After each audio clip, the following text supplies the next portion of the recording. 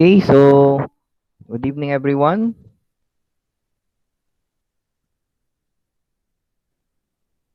Good evening, good evening. Sir, Good evening, sir. sir. Evening, sir. Sige, so we will start our discussion. I hope na nakasugod na mo basa sa inyong modules and the same time tung video or mga videos na akong gi-present or gi-share sa LMS. So, ayun. Very important talaga na mabasa nyo yon yung module. At the same time, mag-attend kayo sa video discussions. Mga 2 times a week lang to. So, yun, 2 times a week ang pinaka-least. Okay? So, pwede siya madagdag, pwede din siya magstay as 2 times a week ang synchronous meeting. Okay, so, ayun, there are 14 students. 15 tayo lahat. You can invite others to join. Pwede pa mag-invite. Let me just finalize this presentation dito. Ayan.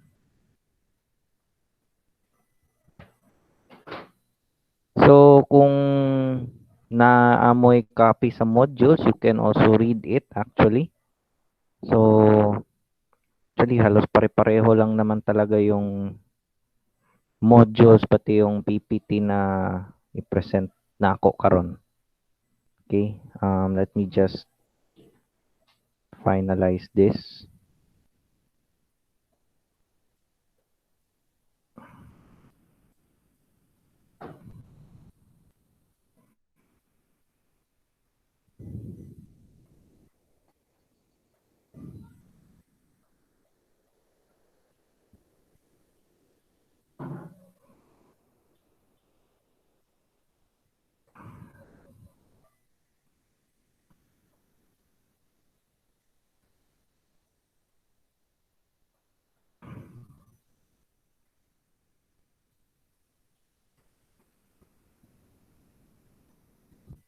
Okay, so I will share the presentation first tong sa module nyo muna. Let me just share it for a while.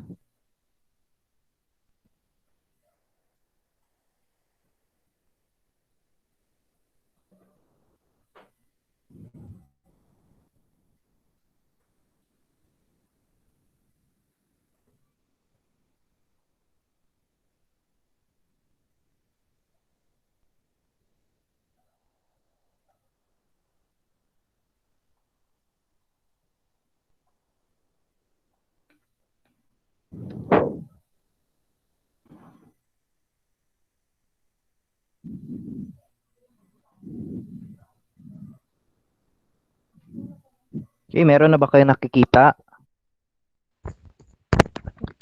Yes, sir. Nana, sir. Yes, sir.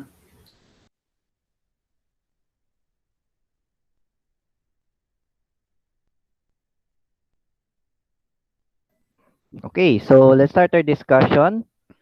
Especially kabalo ko sa inyo na dili man mo gatan-aw gud sa videos. That's one reason why students will have a low grade at some point. Ayan. So, importante talaga na yung mga videos ay tingnan ninyo or you would watch those. Anyway, ayan, fundamentals of traffic management. Ayan, so what you would see, traffic management or traffic in general involves the use of transportation. Ayan, so ano bang transportation? Transportation, as what you would see there, refers to the movement or conveying of persons or yung pagdadala at movement ng mga tao at ng mga goods from point A to point B. Yan. Yan ang transportation. Ayan. So, nung unang panahon, the only way of transporting things is by carrying them. Yan. And of course, yung pagta-travel is through walking. Yan. Migration ng mga grupo ng tao or mga settlements. Best exemplified by nomads. Yan. So, sino ba yung mga nomads? Yan. So, itong nomads, this is a group or a civilization originating from the Greek word nomad, which means to pasture. Ayan. So, ang original name ng mga nomads, they were called as pastoralists. Kasi to pasture nga eh. Parating naglalakbay, parating naghahanap ng lugar na pwede nilang tirhan. Ayan. And also, these nomads started the earliest known method of settlement or moving of persons. Pati nung kanilang mga pagkain at livestock nila. Ayan. So, ang nomads, meron silang three types of pastoralists. Merong foraging populations ng kanilang main reason bakit siya nagta-travel, naghahanap sila ng pagkain. Naghahanap sila ng pagkain from one place to another. It's because yung place na una nilang napuntahan, naubos yung food source. Whether it's fruits, vegetables, or animals. Ayan. Nung panahon, 99% ng humanity, yan yung pamamaraan ng pamumuhay. Next, we have the pastoral nomads. Yan. They are the people who move with their families, belongings, and herds of cattle.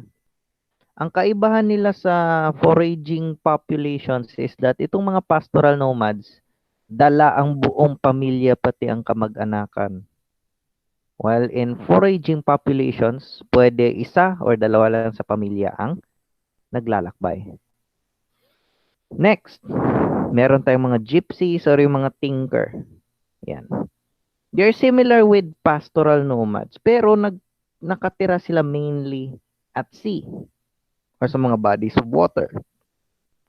Tinkers naman, sila yung equivalent ng mga gypsy, pero urban ang setting.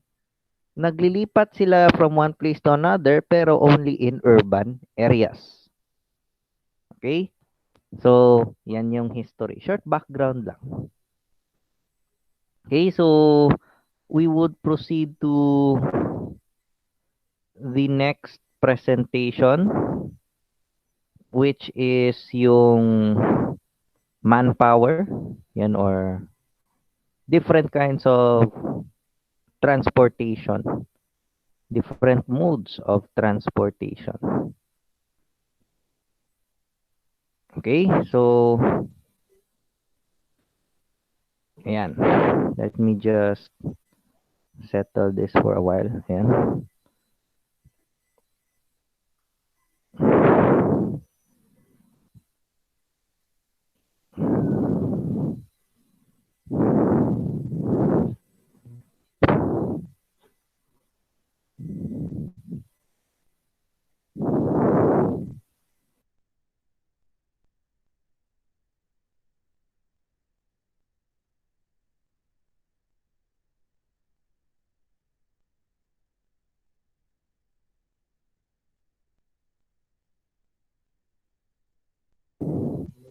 Meron na ba kang nakikita?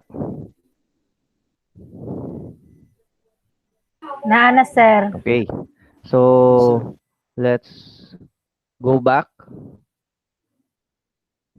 Ayan. Various methods or ancient methods of transportation. We'll start with manpower. Ayan. Again, nung ancient period, ang pamamaraan ng pagkarga at pag-travel is by the use of walking or traveling by foot. So, of course, ang tawag niyan sa Old English term is a pedestrian. Yung mga nagta-travel mainly by walking. So, yung word na pedestrian, it originated from the Latin word pedester, which means to travel by foot. Ayan. Kasi nung panahon, mga inventions nung kapanahonan about carrying pa lang ang nagkaroon ng creation or nagkaroon ng invention. Mga mga carrying devices pa lang. Wala pang tinatawag na wheel. Okay? So, it started with walking and then it is partnered by an equipment kung saan doon nilalagay at kinakarga yung mga goods. For example, yung carrying pole na nakikita ninyo. Yan.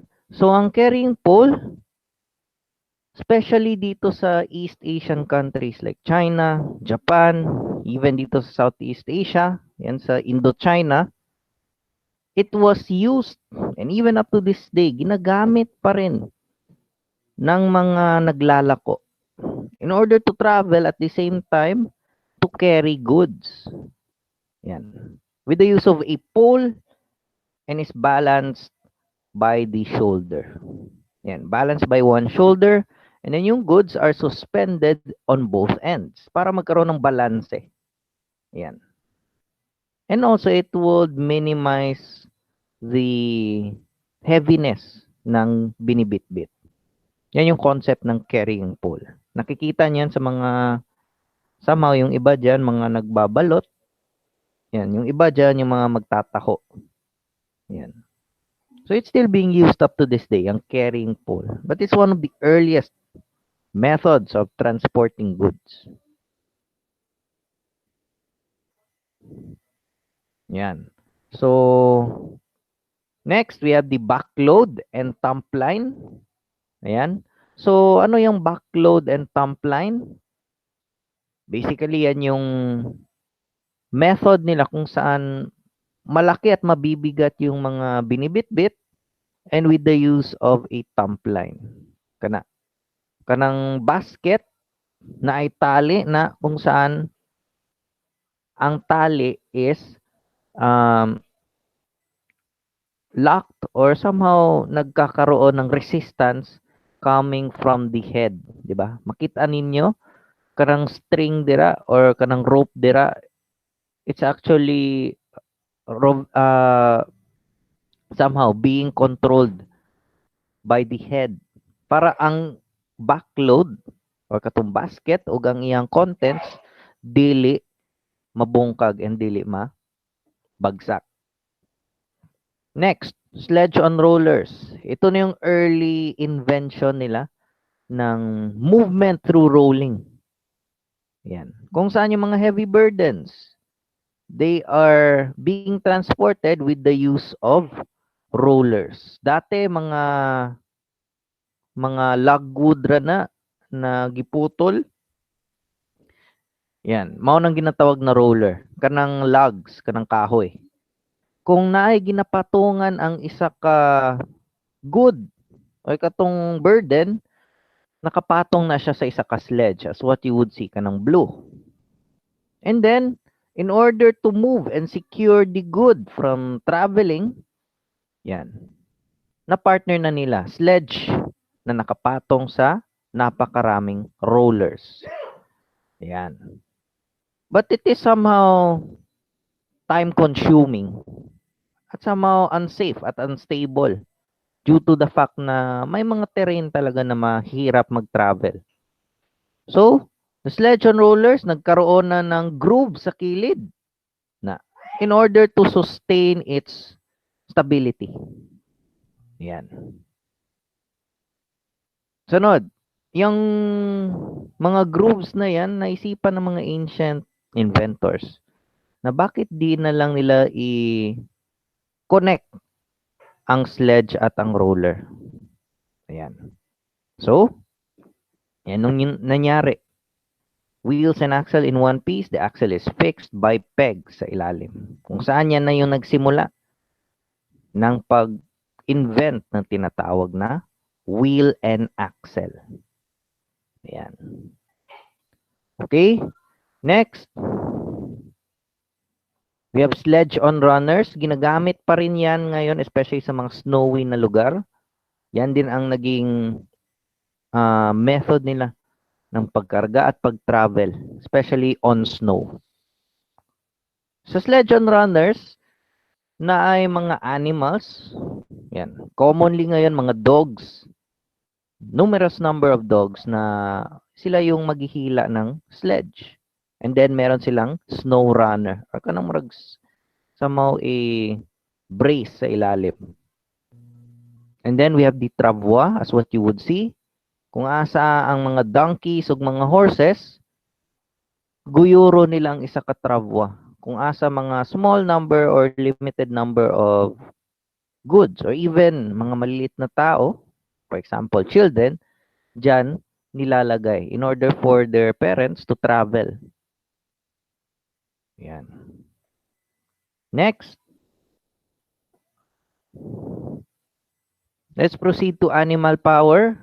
Medyo matagal-tagal to kasi napakaraming animals ang kailangan i-consider. Okay? First, we have ox. Yan. First domesticated animal sa Mesopotamia or Mesopotamia. Yan. Ang kanilang trabaho noong ancient period is sila yung isa sa mga unang animals na naisip ng mga tao na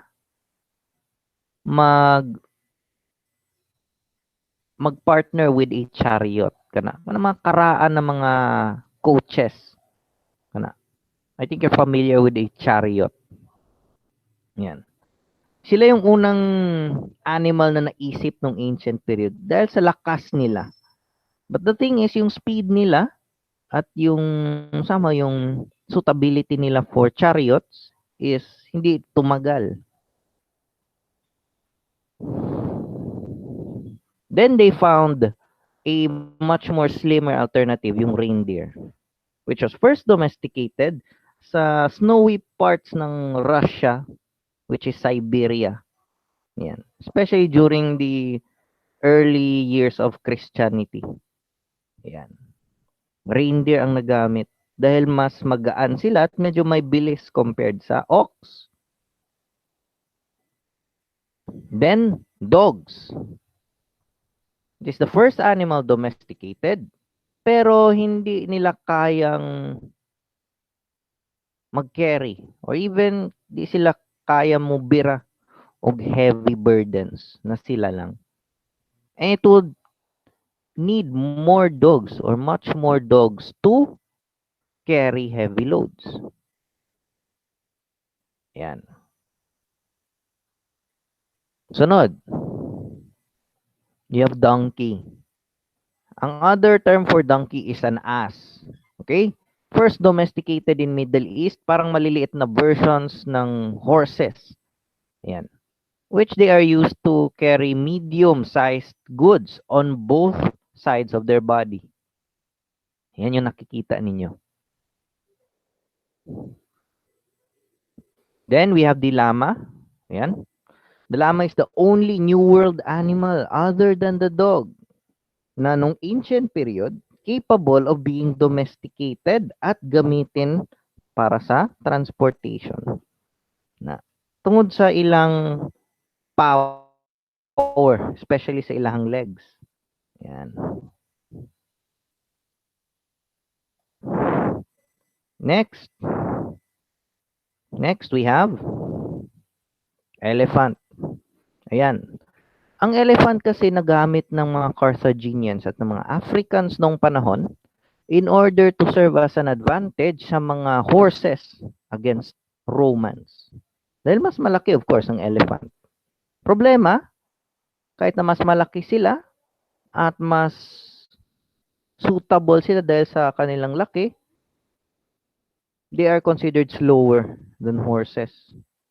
And they are not easily tamed. Di sila dali maamo. But even in some countries ngayon, like India and Thailand, pati sa Malaysia, ginagamit tong elephants. Still as a method of transportation ng mga tribes. Next, yan na yung panahon around 2000 BC na kung saan nagamit ang mga kabayo or horses in order to draw chariots or katong mga gamay na mga coaches na appeared in Southwest Asia, that is in the Middle East, sa Persia specifically. And 1,000 years later, Yung mga Iranians or mga Persians nung panahon, they used horse or the horses as a main weapon of war. Ginagamit sa paglalaban nila in order to give mobility, transportation, and speed sa mga warriors nila. Especially nung panahon na nananakop si Genghis Khan, especially sa China. Next, we have the camel. Yan. Ang camel, ginagamit yan sa mga areas na kung saan medyo kakaunti ang source ng tubig. Yan. Because they have an extra storage for water and energy, which is yung kanilang mga humps. Yan. So, kung one hump ang camel, you call that the dromedary.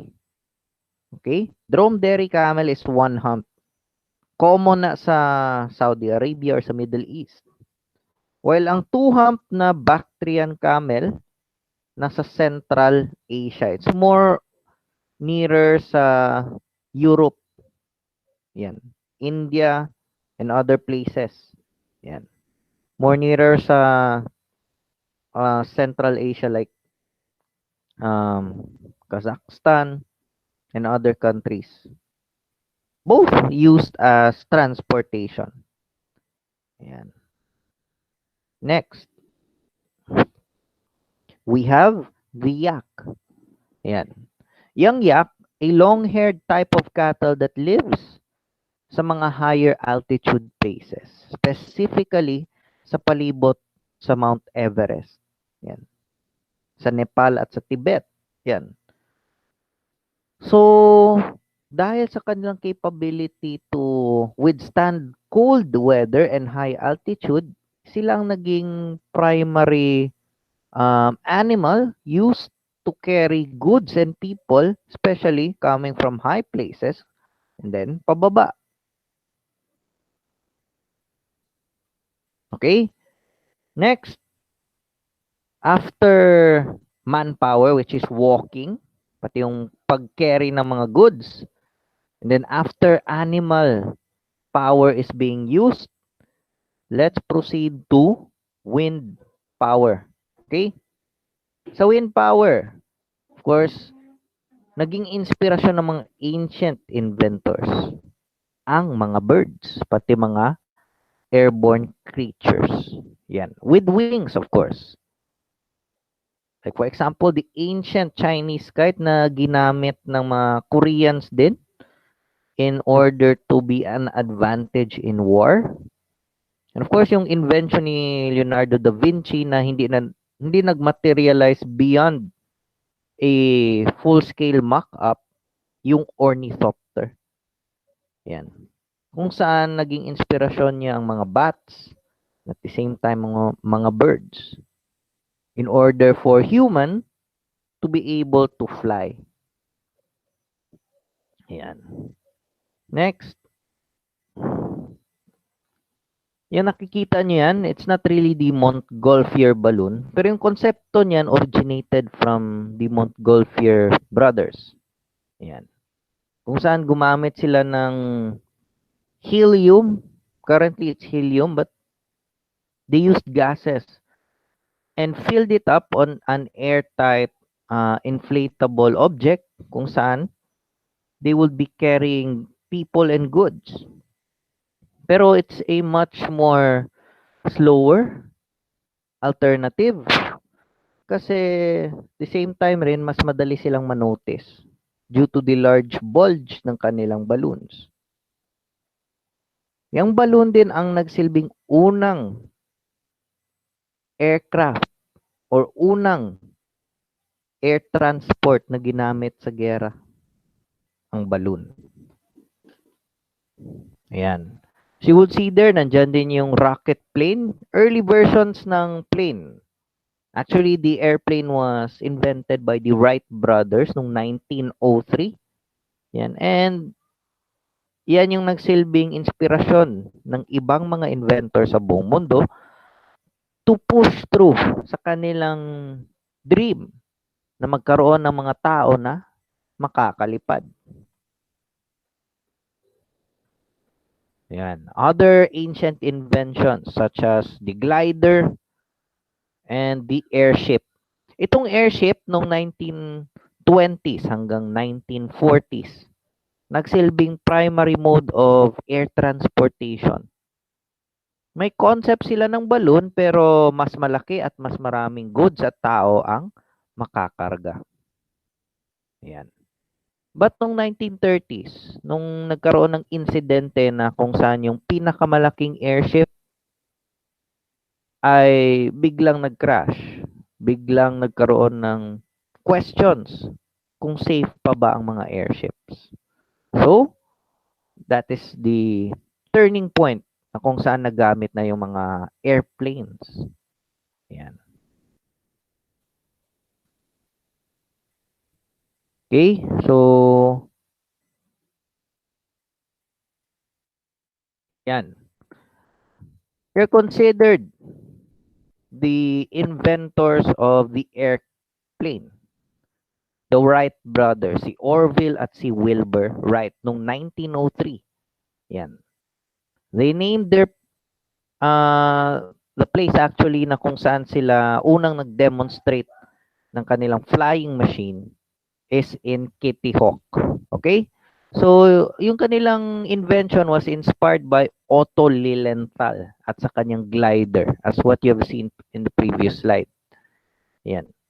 Pero nakita nila na masyadong delikado for a person, and at the same time, di siya nakakalipad ng mas malayo at mas mataas. So, they used that. And they used their background in making bicycles in order to create the first flying airplane. Next, noong 1920s, na kung saan yung airplane ang namamayagpag. Itong si Charles Lindbergh, yan, an American soldier, yan. Inspired by the Wright brothers a few decades before, yan, nagkaroon na siya ng interest in aviation, kung saan he was the first person to cross the Atlantic Ocean and fly from New York to Paris noong 1927. On board a Ford Trimotor na pinangalang The Spirit of St. Louis. Yan. So, please take note, mga historical settings kasi yan. History ng transportation. Okay. Next, let's proceed sa isang mahalagang invention sa human existence, which is the wheel. Yan. Hindi sigurado ang mga archaeologists, pati mga historians, but they are sure na nanggaling sa Western Asia yung invention ng wheel. Yan. But the oldest wheel that is found and being preserved sa mundo, especially sa modern day Earth, is the Ljubljana Marshes wooden wheel. Yan. So it is the oldest wheel found in the world. Oldest existing. Yan.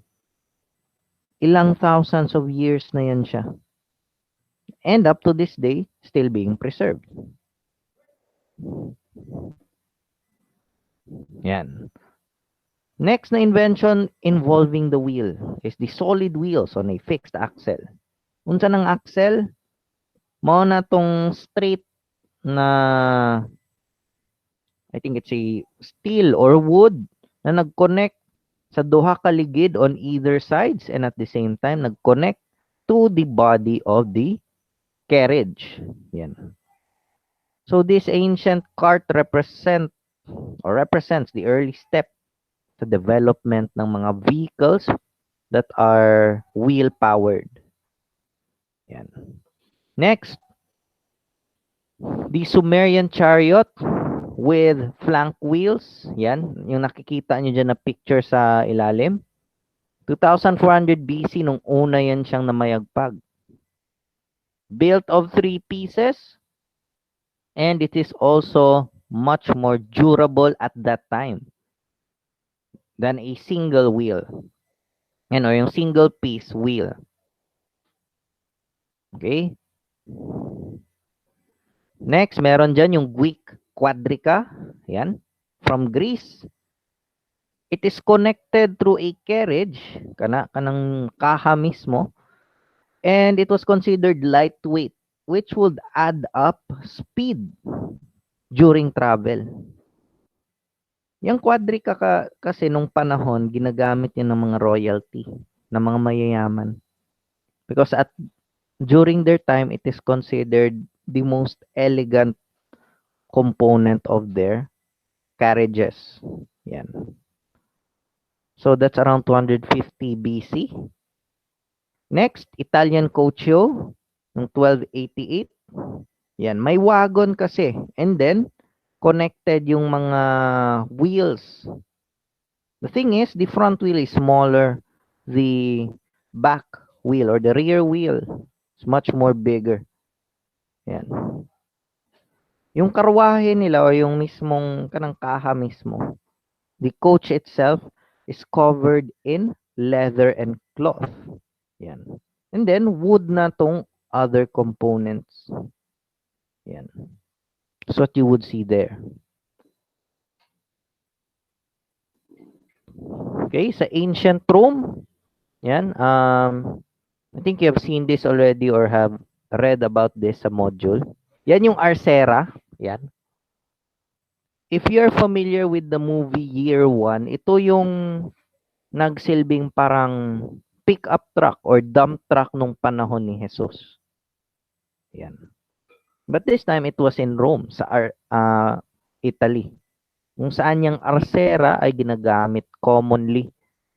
Kung saan may dalawang horses, may 4 na gulong, and they are meant to carry much heavier goods and objects from one place to another. Yan, the Arcera wagon. Next, the Arcima. Yan. It is a smaller version. Pero, the thing is, mas ginagamit ito ng mga kabataan at ng mga royalties. Yan. Still the same with 4 wheels and 2 horses drawing it. The thing is, mas maliit yung front wheels compared sa rear wheels. Okay? Next, Basterna. It was commonly used by women noon. At the time sa Rome at sa Europe na kung saan wala pang mga wheels na ginagamit. Ginamit nila 2 horses on both ends, front and rear. Kung saan, yung mga horses na yan ang nagsisilbing tagabitbit ng mga palankin o yung mga coaches nila. Ayan. That is the Basterna. Yan. Yan na yung mga nakikita nyo sa mga fairy tales. Yan. Especially in Eastern Europe, yung Bena. 4-wheel carriage. Yan, o yung karwahe nila. Made up of somehow stronger wicker work, stronger wood, and of Gallic origin. Yan. So it's mostly originating from that Eastern Europe side. Yan, Italy, Greece. Yan na yung mga bansa na yun.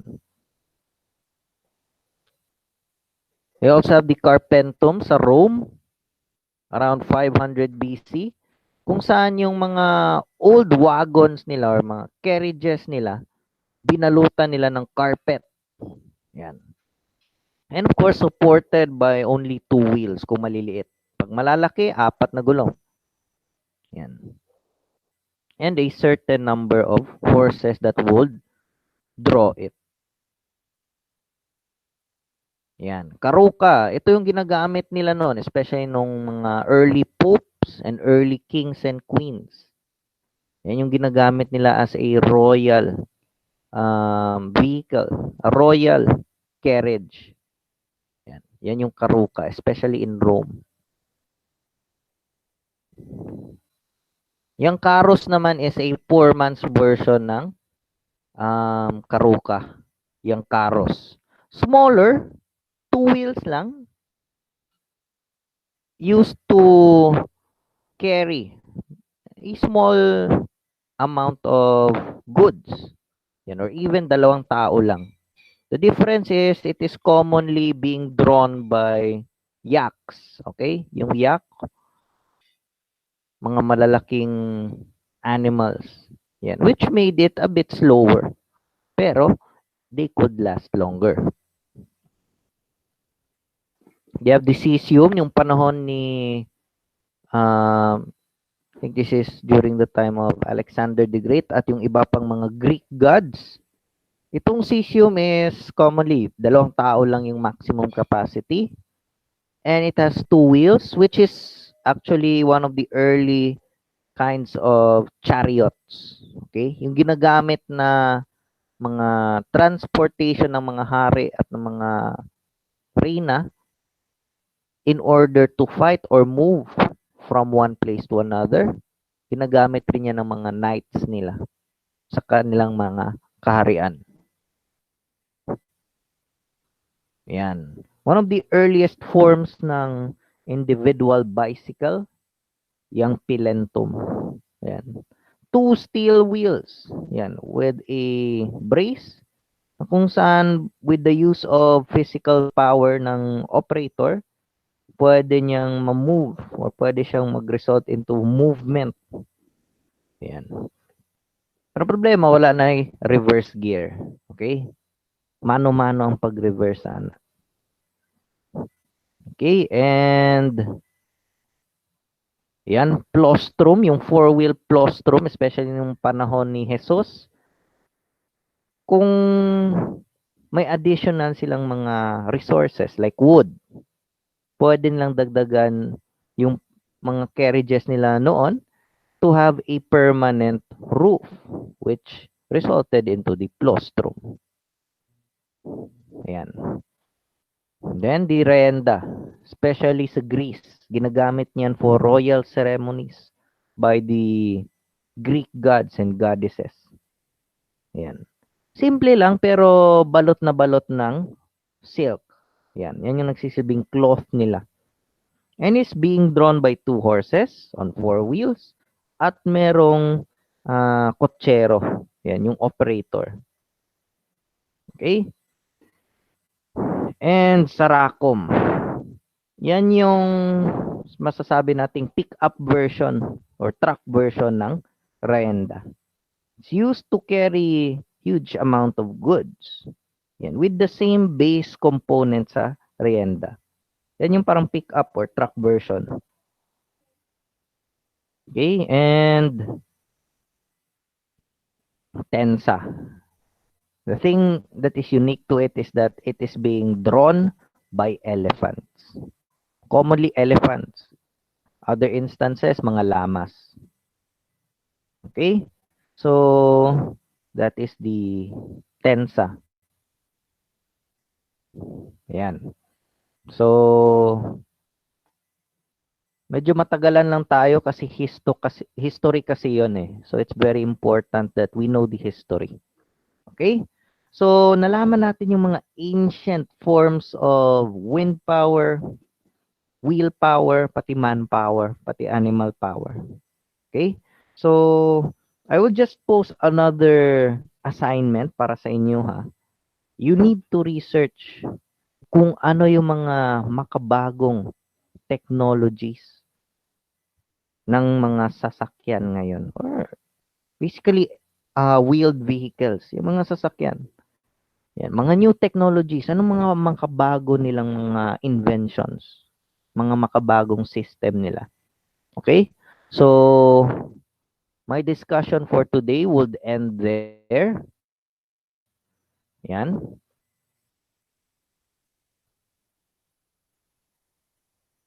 Okay, are there any questions? May mga questions?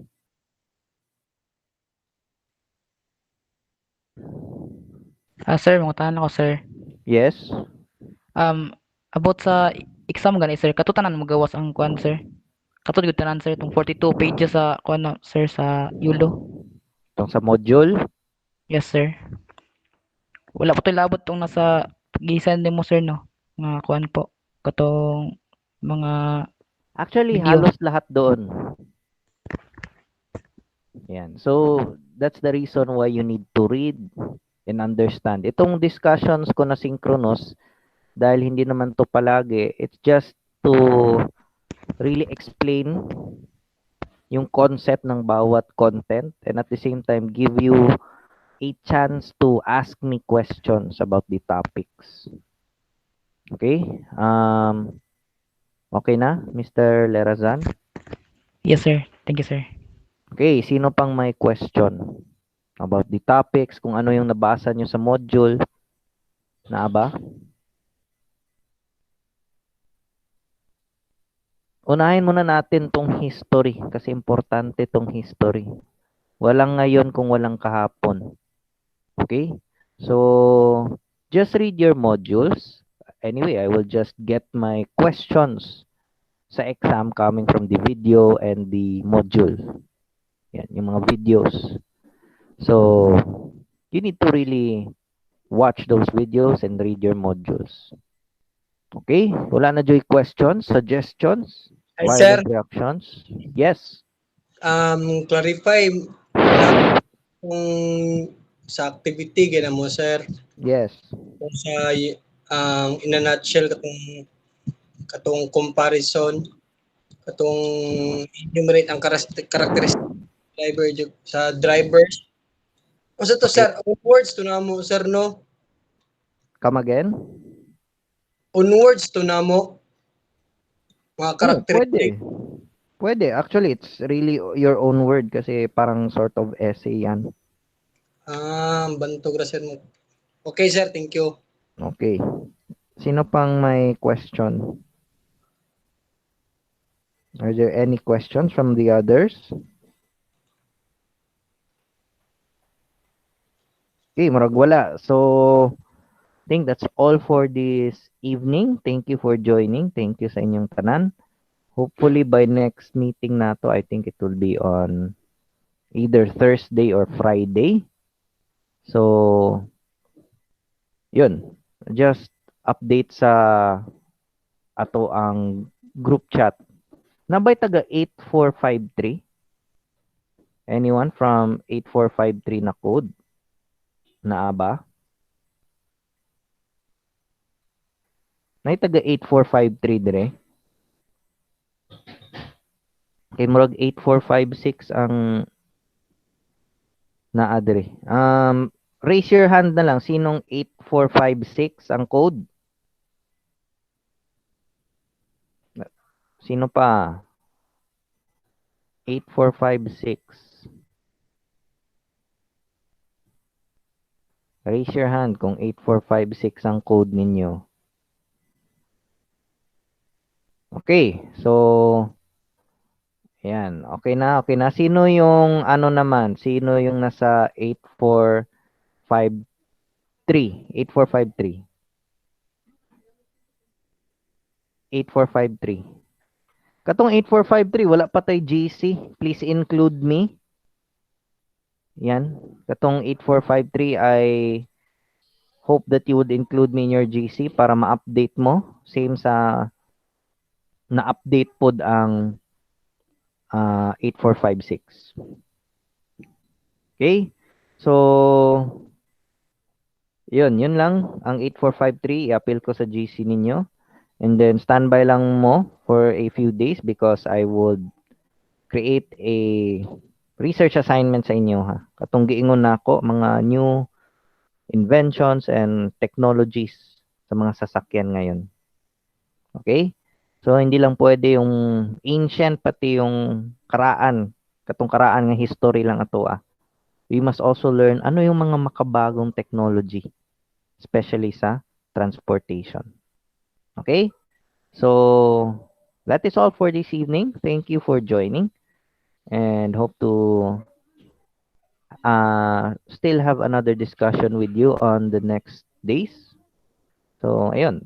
Thank you. Good evening sa inyong tanan and Good evening, sir.